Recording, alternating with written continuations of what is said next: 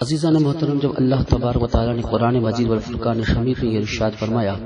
لا تقربوا هذه الشجرة فتكونا من الظالمین، اے آدم اس درخت کے قریب مت جانا ورنہ تم ظالموں میں سے ہو جاؤ گے، اس کے اندر دو نقطے ہیں جو میں آپ کی خدمت میں عرض کرتا ہوں کہ واقعہ آپ نے سنا ہی ہوگا کہ کس طریقے سے شیطان جنت میں پہنچا اور کس طریقے سے حضرت آدم علیہ نبینا علیہ السلام کو بہکانے کی کوشش کی، اور شیطان جو ہے وہ انسان کا ازلی دشمن ہے۔ حضرت آدم و حوا کے پاس جا کر ان کو سبز باغ دکھائے اور بہت دلیلوں سے سمجھایا کہ درخت تمہارے لیے فائدہ مند ہے، اور قسمیں کھا کر انہیں اطمینان دلایا کہ یہ تمہارا میں خیر خواہ ہوں، جس کا نتیجہ یہ ہوا کہ آدم علیہ نبینا علیہ السلام سے بھول ہوئی، وہ بھول گئے، جبکہ انبیاء علیہ السلام کی بھول ہوتی ہے وہ رحمانی بھول ہوتی ہے، اور انسان کی جو بھول ہوتی ہے وہ نفسانی ہوتی ہے، لیکن اللہ تبارک و تعالیٰ کے جو محبوب ہوتے ہیں، اللہ کے پیارے جو ہوتے ہیں، ان کی جو بھول ہوتی ہے نا، اس کے اندر اللہ تبارک و تعالیٰ کے راز پوشیدہ ہوتے ہیں، بڑی شاندار بھولیں ہوتی ہیں اور اس کے نتائج بھی بہت خوب نکلتے ہیں۔ تو اس بھول کو اگر کوئی بندہ یہ کہے کہ آدم علیہ السلام نے غلطی کی، ایسا ہرگز نہیں، وہ صرف ایک بھول تھی جس کے متعلق اللہ تبارک و تعالیٰ نے ارشاد فرمایا انی جاعل فی الارض خلیفہ، اے آدم میں تم کو زمین کا خلیفہ بنانے والا ہوں۔ جب زمین کے خلیفہ ہیں اور جنت میں ہیں تو اللہ تبارک و تعالیٰ کا یہ کلام کہ لا تبدیل لکلمات اللہ، اللہ تبارک و تعالیٰ کے کلمات تبدیل نہیں ہوتے، تو حضرت آدم علیہ السلام کو زمین میں تو آنا ہی تھا، زمین پر تو آنا ہی تھا، تو زمین پر آنا ہی تھا تو اللہ تبارک و تعالیٰ نے ان کے ذہن سے وہ چیز حذف کر دی، ختم کر دی، وہ بھول گئے، تو انہوں نے وہ دانہ گندم کھا لیا، جس کی وجہ سے اللہ تبارک و تعالیٰ نے ان کو زمین پر بھیج دیا۔ پھر یہ کہ فتکون من الظالمین، کہ آدم تو ظالموں میں سے ہو جاؤ گے، تو یہ ظالم کا لفظ جو ہے وہ اللہ تبارک و تعالیٰ تو اپنے تمام محبوبین کے لیے استعمال فرما سکتا ہے، لیکن امتی ہرگز یہ ظالم کا لفظ وہ اپنے نبی کے لیے استعمال نہیں کر سکتا۔ جس طریقے سے حضرت آدم علیہ السلام نے ارشاد فرمایا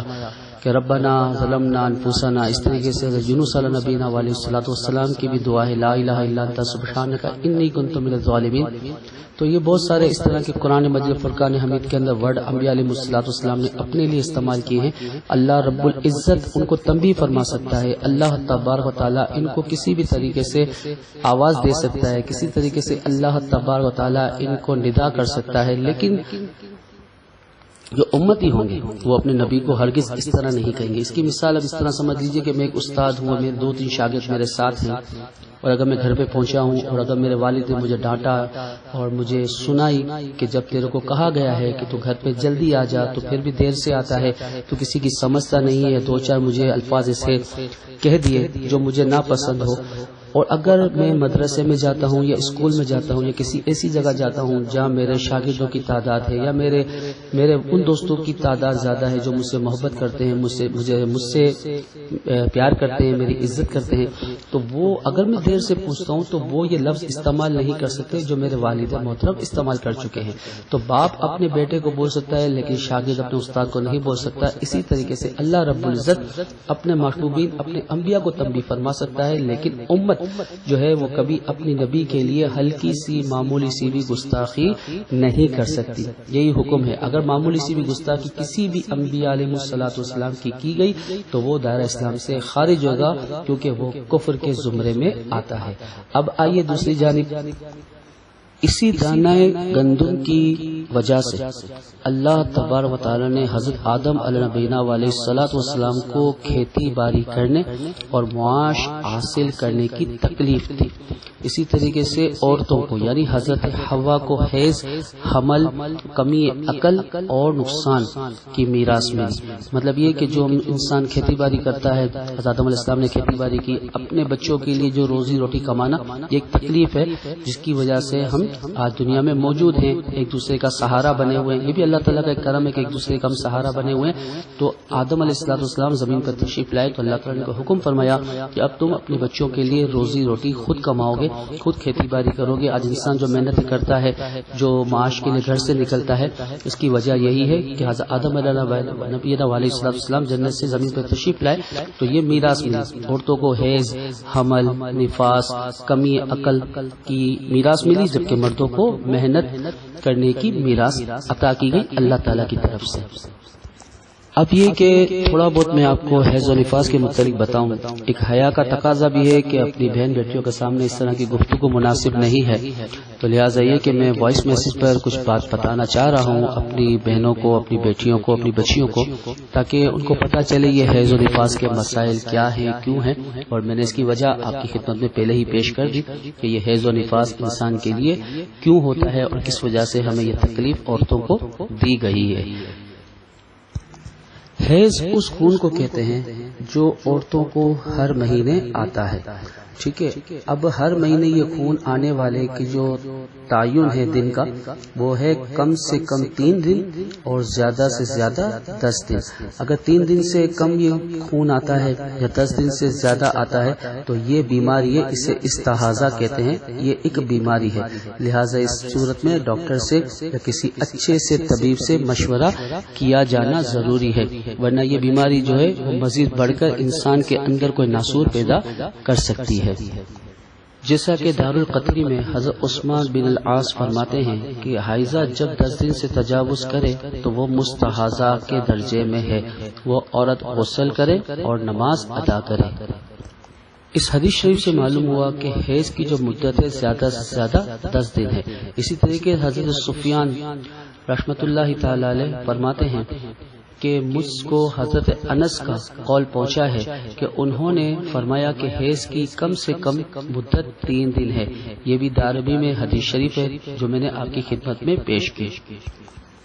اسی طرح دار قطری میں حضرت انس رضی اللہ تعالیٰ عنہ سے روایت ہے کہ حضور کریم صلی اللہ تعالیٰ علیہ وسلم نے فرمایا کہ حیض کی کم سے کم مدت 3 دن اور زیادہ سے زیادہ مدت 10 دن ہے. وقی نے اپنی روایت میں کہا ہے کہ حیض 3 دن سے 10 دن تک ہے، جو زیادہ ہو وہ استحاضہ یعنی بیماری کا خون ہے. یہ تمام احادیث ہیں جو میں نے آپ کی خدمت میں پیش کی. اب آئیے نفاس کی طرف. نفاس اس خون کو کہتے ہیں جو بچے کی ولادت کے بعد جو عورت کے رحم سے نکلتا ہے، اسے کہتے ہیں نفاس کا خون. اب نفاس کے متعلق حدیث سے نبی یہ ہے، حضور نبی کریم صلی اللہ تعالی علیہ وسلم نے ارشاد فرمایا کہ نفاس کی میعاد 40 دن ہے، مگر یہ کہ وہ اس سے پہلے پاکی دیکھ لے. زیادہ سے زیادہ اس کی میعاد جو ہے وہ 40 دن ہے. اگر 40 دن سے زیادہ ہے تو وہ بھی استحاضہ یعنی بیماری کی صورت ہے، تو اس صورت میں بھی ڈاکٹر سے مشورہ کیا جانا ضروری ہے. اور حضور علیہ الصلوۃ والسلام کا یہ فرمان عالی شان کہ اس کا مطلب مگر کہ یہ کہ وہ اس سے پہلے پاکی دیکھ لے. اس کا مطلب یہ ہے کہ 40 دن ضروری نہیں ہے. یہ اس بات پہ دلالت کرتا ہے کہ 40 دن سے پہلے بھی اگر وہ پاک ہو جائے تو غسل کرے اور وہ نماز ادا کر سکتی ہے. اسی طرح دار قطری میں حضرت علی کرم اللہ تعالی وجہ الکریم سے روایت ہے کہ نفاس والی جب پاکی دیکھ لے تو اس کے لیے سوا اس کے کوئی چارہ نہیں کہ وہ نماز پڑھے. اسی طریقے سے مستدرک میں حاکم میں روایت ہے کہ حضرت معاذ بن جبل رضی اللہ تعالیٰ سے روایت ہے کہ حضور نبی کریم صلی اللہ تعالیٰ علیہ وسلم نے فرمایا کہ جب نفاس والی عورت کو 7 دن گزر جائیں پھر وہ پاکی دیکھ لے تو اسے چاہیے کہ غسل کرے اور وہ نماز پڑھے. یہاں 7 دن مراد دی گئی ہے. یہاں مثال دی گئی ہے کہ اگر بالفرض اگر ایک دن میں بھی پاک ہو جاتی ہے تو اسے چاہیے کہ وہ نماز پڑھے. ٹھیک ہے نا. جب تک یہ عورت کا خون جب نکلتا رہتا ہے اور جب تک وہ رنگ بدل نہ لے یعنی سفید رنگ نہ ہو جائے اس وقت وہ پاک نہیں ہو سکتی. جیسے ہی وہ چونے کی طرح رنگ سفید اگر ہو جاتا ہے تو وہ پاک ہو جائے. اب پاک جب ہو گئی تو اب وہ دوبارہ اپنے شوہر کے قریب بھی جا سکتی ہے. اور نماز بھی مکمل اس پر فرض ہے کہ وہ نماز پابندی سے ادا کرے. حضرت علقمہ اپنی والدہ سے جو کہ حضرت عائشہ صدیقہ رضی اللہ تعالی عنہ کی آزاد کردہ ہیں روایت کرتے ہیں کہ انہوں نے کہا کہ عورتیں حضرت عائشہ صدیقہ رضی اللہ تعالی عنہ کے پاس ڈبہ جس میں حیض کی گدی رکھی ہوتی تھی اور اس میں حیض کا زرد خون ہوتا تھا نماز کی تحقیق کے لیے بھیجا کرتی تھی کہ یہ دیکھیے یہ حیض کا خون ہے یا پاکی کا. تو حضرت عائشہ صدیقہ رضی اللہ تعالی عنہ عورتوں سے فرماتی کہ تم خود کو طاہر سمجھنے میں جلدی نہ کرو یہاں تک کہ سفید یعنی چونے جیسا رنگ نہ دیکھ لو، اور مراد اس سے سفید رنگ سے حیض یعنی پاک ہو نہ لیتی تھی. تو میری پیاری بیٹیوں اور بہنوں، جو مجھ سے ہو سکا میں نے گزارش کر دی، جو میں نے ہو سکا مجھ سے میں نے آپ کی خدمت میں بیان کر دیا، کیونکہ یہ ضروری تھا، کیونکہ بعض اوقات ہمارے سبق کے اندر قرآن مجید اور فرقان حمید کی آیات ہوتی ہیں اور دیگر اس طرح کے معاملات ہوتے ہیں، تو میں نے کوشش کی ہے کہ آج آپ کو اس کے متعلق کچھ بیان کر دوں۔ اللہ تبارک و تعالیٰ سے دعا ہے کہ وہ اپنے پیارے حبیب علیہ الصلوۃ والسلام کے صدقہ فعل میری اس کاوش کو اپنی بارگاہ میں منظور اور مقبول فرمائے، اور تمام میری بہنوں کو اس کو اچھے طریقے سے سمجھنے کی توفیق عطا فرمائے۔ وما علینا الا البلاغ المبین۔